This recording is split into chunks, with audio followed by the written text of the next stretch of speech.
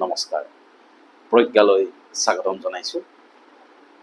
এগৰাকী অসমীয়াৰ কথাৰে আৰম্ভ কৰিছোঁ আজিৰ অনুষ্ঠান এখন ৰাজ্যৰ বৰ্ষশ্ৰেষ্ঠ ক্ৰিকেটাৰজনক দিয়া হয় এজন অসমীয়াৰ স্মৃতিত বঁটা হয় আচৰিত যেন লাগিলেও সেই কথাটো সঁচা যে এখন ৰাজ্যত প্ৰতি বছৰে তেওঁলোকৰ শ্ৰেষ্ঠ ক্ৰিকেটাৰজনক বঁটাটো এজন অসমীয়াৰ নামত দিয়া হয়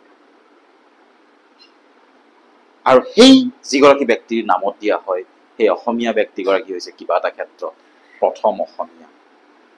আৰু আজি প্ৰজ্ঞাৰ বিষয় হৈছে প্ৰথম অসমীয়া সাহিত্য একাডেমি বঁটা লাভ কৰা প্ৰথমগৰাকী অসমীয়া আছিল যতীন্দ্ৰনাথ দুৱৰা বনফুলৰ কবি বুলি যাক জনা যায় আৰু তেখেতে বনফুল নামৰ কিতাপখনৰ কাৰণে প্ৰথম সাহিত্য একাডেমি বঁটা লাভ কৰিছিল সাহিত্য একাডেমি বঁটা লাভ কৰা প্ৰথমগৰাকী মহিলা অসমীয়া হৈছে আৰু প্ৰথমগৰাকী মহিলা হৈছে নলিনীবালা দেৱী ঠিক তেনেদৰে ভাৰতীয় সাহিত্যৰ সৰ্বোচ্চ সন্মান জ্ঞানপীঠ বঁটা এই জ্ঞানপীঠ বঁটা প্ৰথমবাৰ এগৰাকী অসমীয়া লাভ কৰিছিল 1979 চনত তেখেত আছিল ডক্টৰ বীৰেন্দ্ৰ কুমাৰ ভট্টাচাৰ্য তেখেতে মৃত্যুঞ্জয় নামৰ কিতাপখনৰ কাৰণে এই বঁটা লাভ কৰিছিল তাৰপিছত মামণি ৰয়ছম গোস্বামী তেখেত প্ৰথম অসমীয়া মহিলা হিচাপে বঁটা লাভ কৰিছিল আৰু দ্বিতীয়গৰাকী অসমীয়া সামগ্ৰিকভাৱে আৰু তৃতীয়গৰাকী আছিল নীলমণি ফুকন ছাৰ প্ৰথম অসমীয়াৰ তালিকাত আমি চাবলৈ গ'লে উচ্চতম ন্যায়ালয়ৰ কথা আমাৰ আহিব আৰু উচ্চতম ন্যায়ালয়ৰ মুখ্য ন্যায়াধীশ পদত এতিয়ালৈ অধিষ্ঠিত হৈছে এগৰাকী অসমীয়া আৰু তেখেত হৈছে জাষ্টিছ ন্যায়াধীশ ৰঞ্জন গগৈ তেখেতৰ আত্মজীৱনীখনৰ নাম জাষ্টিছ ফৰ জাজ তেখেত আছিল উচ্চতম ন্যায়ালয়ৰ ৪৬ সংখ্যক মুখ্য ন্যায়াধীশ একেদৰে ভাৰতৰ যি নিৰ্বাচন আয়োগ আছে এই ভাৰতৰ নিৰ্বাচন আয়োগৰ মুখ্য নিৰ্বাচন বিষয়া chief election commissioner of India CEC এই পদত অধিষ্ঠিত একমাত্ৰ আৰু প্ৰথম অসমীয়াগৰাকী হৈছে হৰিশংকৰ ব্ৰহ্ম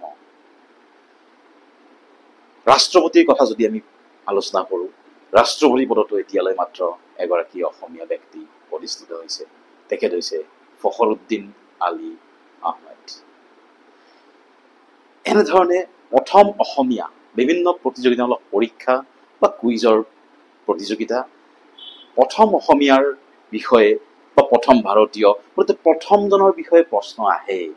সেইকাৰণে আমাৰ আজিৰ খণ্ডটোত আমি সামৰি লৈছোঁ প্ৰথম অসমীয়াৰ কথা ঠিক তেনেদৰে অৰ্জুন বঁটা লাভ কৰা প্ৰথমগৰাকী অসমীয়া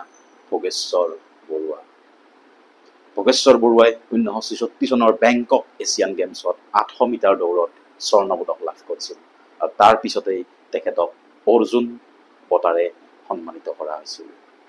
ঠিক তেনেকে বৰ্তমান চলি আছে পেৰিছ অলিম্পিক আৰু অলিম্পিকৰ বতৰত আমি যদি অলিম্পিকত পদক বিজয়ী প্ৰথম অসমীয়াগৰাকীৰ নাম নকওঁ তেতিয়াহ'লে আমাৰ অনুষ্ঠানটো আধৰুৱা হৈ যাব প্ৰথমগৰাকী অসমীয়া আমি সকলোৱে জানো লাভলীনা বৰগোহাঁই তেখেতে টকিঅ' অলিম্পিকত তেওঁ পদক লাভ কৰি আমাক গৰ্বিত কৰিছিল এতিয়া আমি ঘূৰি আহিছোঁ আজি আৰম্ভণিতে যিটো প্ৰশ্নৰ অৱতাৰণা কৰিছিলোঁ যে এখন ৰাজ্যৰ শ্ৰেষ্ঠ ক্ৰিকেটাৰৰ বঁটাটো দিয়া হয় এগৰাকী অসমীয়াৰ স্মৃতিত সেই অসমীয়াগৰাকী অনুমান কৰিব পাৰিছেনে আপোনালোকে তেখেত হৈছে বিষ্ণুৰাম মেধি বিষ্ণুৰাম মেধিৰ বিশেষত্বটো হ'ল যে তেখেত আছিল কোনো ৰাজ্যৰ ৰাজ্যপাল হোৱা প্ৰথমগৰাকী অসমীয়া 1957 চনত তেখেত তেতিয়াৰ মাদ্ৰাজ এতিয়া তামিলনাডু মাদ্ৰাজৰ গভৰ্ণৰ অৰ্থাৎ ৰাজ্যপাল হৈছিল আৰু তেখেতৰ স্মৃতিত তামিলনাডু ক্ৰিকেট বোৰ্ডে তামিলনাডুত শ্ৰেষ্ঠ ক্ৰিকেটাৰজনক তেখেতৰ স্মৃতিতে বঁটাটো প্ৰদান কৰি আহিছে আৰু এই বঁটা প্ৰথম লাভ কৰিছিল WV ৰমন যি টেষ্ট ক্ৰিকেটাৰ আছিল ভাৰতৰ হৈ তেখেতে পাইছিল তাৰপিছত ৰাজ্যপাল হিচাপে অন্য ৰাজ্যত অধিষ্ঠিত হোৱা অসমীয়াৰ তালিকাখন আগবাঢ়ি গৈছে দ্বিতীয়গৰাকী আছিল মহেন্দ্ৰ মোহন চৌধুৰী তাৰপিছত দেৱকান্ত বৰুৱা হিতেশ্বৰ শইকীয়া দেৱানন্দ কোঁৱৰ ৰঞ্জিত শেখৰ মুছাহাৰী JP ৰাজখোৱা আৰু একেবাৰে শেহতীয়াকৈ ৰমেন ডেকা ৰমেন ডেকা ছত্তীশগড়ৰ ৰাজ্যপাল হিচাপে অলপতে শপত গ্ৰহণ কৰিছে। এই 8গৰাকীয়ে অসম সন্তানে ৰাজ্যপাল হিচাপে আমাক গৌৰৱান্বিত কৰিছে।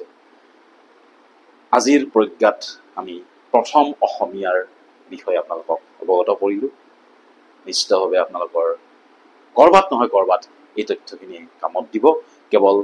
প্ৰতিযোগিতামূলক পৰীক্ষা বুলি নহয়, কুইজ প্ৰতিযোগিতাতো এনেধৰণৰ প্ৰশ্নৰ অৱতাৰণা কৰা হয়। আমি এনেদৰে আগবাঢ়ি যাম প্ৰজ্ঞাৰ যাত্ৰাত। অহা খণ্ডত আৰু এটা নতুন বিষয় লৈ আহিম আপোনালোকৰ মাজত। আপোনালোকৰ মন্তব্য পৰামৰ্শ আমাৰ কাম্য। আপোনালোকৰ পৰা বিদায় লৈছোঁ। আজিৰ এই অনুষ্ঠানৰ পৰা মই দীপাংকৰ কৌশিকে।